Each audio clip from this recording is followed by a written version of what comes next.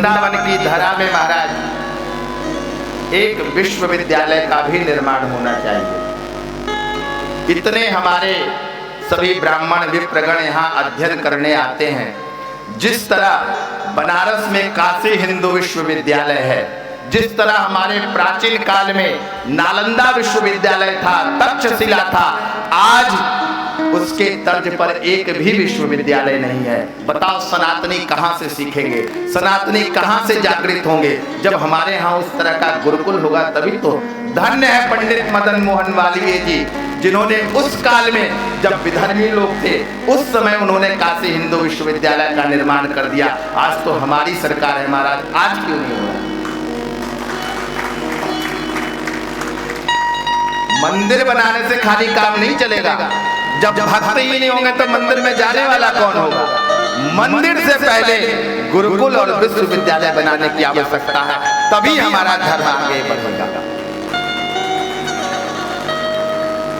पंडित मदन मोहन मालवीय जी जब काशी हिंदू विश्वविद्यालय का निर्माण करा रहे थे सरकार, तो इतना बड़ा उन्होंने संकल्प ले लिया। जैसे हमारे यजमान परिवारों ने ये संकल्प लिया कि वृंदावन की धरा में हमें कथा करानी है, तो बहुत सारा व्यवधान उत्पन्न होता है हमारा जब हम अच्छे कार्य को करते हैं। कोई छोटी मोटी बात नहीं है। घर में सत्यनारायण कथा कराने के लिए कई दिन तैयारी करना पड़ता है, और ये तो इतनी बड़ी कथा, इतने लोगों का आगमन, और बहुत लोग बहुत तरह की बात भी करते हैं।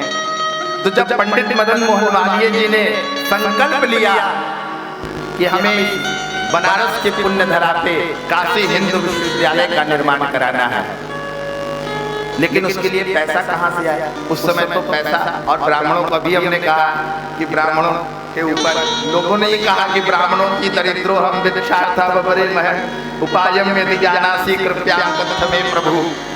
लेकिन ब्राह्मण से बड़ा अमीर इस संसार में कोई है ही नहीं महाराज। इसलिए हम इस संसार का सबसे धनाढ्य और सबसे ब्राह्मण कुल शिरोमणि अगर किसी को माना है तो वो सुदामा जी को माना है, जिसके चरणों में स्वयं त्रिलोकनाथ जिनके चरण दबा रहे हो, जिन्होंने आंसू से भगवान उनके चरणों को धो रहे हैं, लक्ष्मी पंखा डुला रही है महाराज। वो दरिद्र हो सकता क्या? वो गरीब हो सकता क्या? उससे बड़ा संसार में कोई अमीर ब्राह्मण नहीं है महाराज। लेकिन ब्राह्मणों का संकल्प अगर जिस दिन ले ले महाराज, तन्मे मनः संकल्प सिद्धिरस्तु।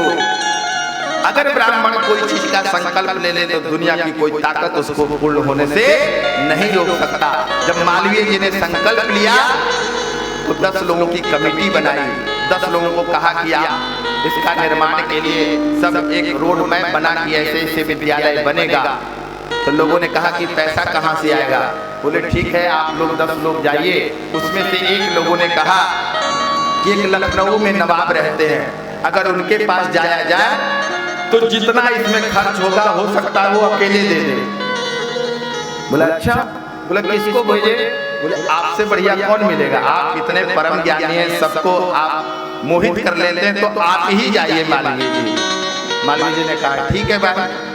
गए नवाब के यहाँ, नवाब बैठा हुआ था अपने उस पे, सबकी बारी आई, लास्ट में मालवीय जी की बारी आई। उन्होंने नमस्कार किया और कहा कि नवाब साहब हम लोग एक विश्वविद्यालय बनाने जा रहे हैं बनारस में, उसमें कुछ आपका योगदान चाहिए। नवाब ने कहा कि बहुत अच्छी बात है, बताओ क्या नाम रखा उसका? उन्होंने कहा काशी हिंदू विश्वविद्यालय। अब उसकी भौंगे तड़कने लगी। बोला ऐसा करो, इससे हिंदू शब्द हटा दो और जितना पैसा चाहिए मुझसे ले जाओ। मालवीय जी ने कहा कि आप दीजिए या ना दीजिए, हिंदू शब्द नहीं हटेगा, हिंदू तो लगा ही रहेगा। अब भी प्रार्थना है कि इसमें कुछ दान दे दीजिए। नवाब ने कहा कि फूटी कौड़ी नहीं दूंगा। मालवीय जी निराश होकर के चले गए। वहां गए, कुछ दिन बीता, सब लोग कुछ कुछ उपार्जन करके लेके आए, लेकिन मन में संकल्प था कि विश्वविद्यालय हमें बनाना है। उनको नींद ना आए महाराज, कैसे बनेगा इतनी बड़ी विश्वविद्यालय। 10 दिन बीता, 11वां दिन ने सोचा कि क्या मान क्या अपमान। अभी हमने कहा ना, संतों को मान और अपमान का कोई वो नहीं रहता। मान मिला तो ठीक है, अपमान मिला तो और ज्यादा ठीक है ना। अब मालवीय जी ने सोचा कि चलता हूँ, हो सकता है 10 दिन में कुछ मूड बदल गया होगा नवाब का। तो चलते हैं फिर से एक बार।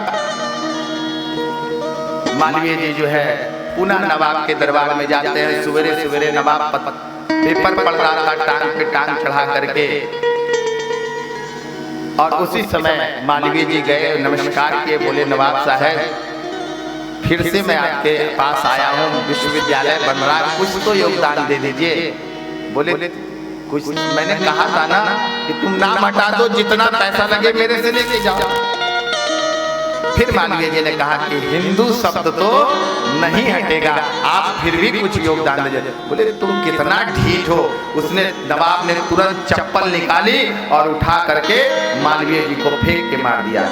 मालवीय जी ने क्या किया, गमछा रखते थे, गमछा लिया और उस चप्पल को लेकर के इसमें बांधा और काख में दबाया और बोले मिल गया खजाना मिल गया।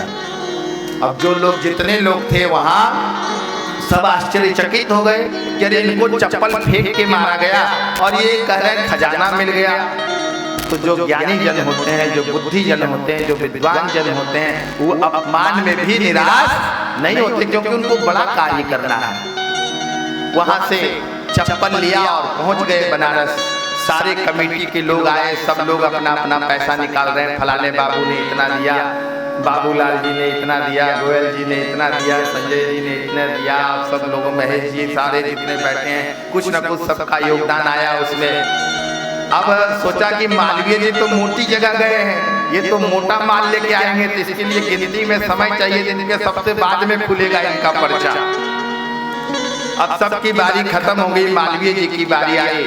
मालवीय जी ने अपना गमछा खोला और चप्पल निकाल करके रख दिया। अब जब चप्पल निकाल के रख दिया तो लोगों ने कहा महाराज हम लोग सब आप ही के ऊपर आशा किए हुए थे कि आप मोटा पैसा लेके आओगे तभी इतना बड़ा विश्वविद्यालय बनेगा। अभी तो कुछ बना ही नहीं है। चप्पल भी पुराना चप्पल कब टांगा जाता है, जब कुछ निर्माण चालू हो जाता है जिससे नजर गुजर ना लगे, और अभी तो कुछ चालू भी नहीं हुआ है, चप्पल से विश्वविद्यालय बनेगा। बोले कोई बात नहीं, चिंता ना करो, कुछ पत्रकार मीडियाओं को बुलाओ। पत्रकार को बुलाया गया और पत्रकार आए, और आने के बाद उसमें हेडिंग छापा गया कि लखनऊ के नवाब की चप्पल की नीलामी होने जा रही है, जो सबसे ज्यादा बोली लगाएगा उसको चप्पल दे दिया जाएगा। जैसे आज मोदी जी का सूट बिक रहा है, गांधी जी का चश्मा का नीलामी हो रहा है ना। तो नवाब पहले पैसा तो होता था लेकिन दिमाग नहीं होता था। उसको पता चला तो अपने मंत्री को बुलाया और कहा जाओ, इतनी हिम्मत किसकी है संसार में जो मेरे चप्पल को खरीदे, जितना बोली लगेगा उसका दुगना धन दे करके मेरा चप्पल लेके आना। और वहां गया बनारस में गए, वहां बोली लगाई गई और इतनी बोली लगाई गई महाराज कि आज उतना बड़ा विश्वविद्यालय बन करके तैयार हुआ, और वो सारा पैसा उस नवाब का उसमें लगा, काम भी हो गया। इसलिए मेरी प्रार्थना है कि संसार में और सरकार से भी, और विशेष करके हमें सभी संतों के चरणों में मेरी प्रार्थना है, क्योंकि आप पधारे महाराज जी, मेरी 4 दिन से यही पीड़ा है कि 3 घंटे में हम कहें तो क्या कहें। अब इतना पढ़ के आता हूँ और किसको छोड़ूं और किसको पकड़ूं, और इसी का कारण है महाराज जी कि 3 घंटे का जो हम लोगों ने समय कर दिया, उसी कारण जो पा रहा है ना, नाचने वाला, गाने वाला, बजाने वाला, सब व्यासपीठ पर बैठ करके व्यासपीठ की गरिमा को धूमिल कर रहा है। इसलिए मेरी प्रार्थना है, आप वृंदावन के मूर्धन्य विद्वान और कथाकार हैं, आपकी प्रतिष्ठा पूरी वृंदावन में है, तो अब फिर से ये परंपरा चलनी चाहिए 2 सत्र वाली कथा। बोले कृष्ण कन्हैया लाल की, जिसमें सिर्फ विद्वान लोग ही आए तभी कथा की परंपरा बचेगी।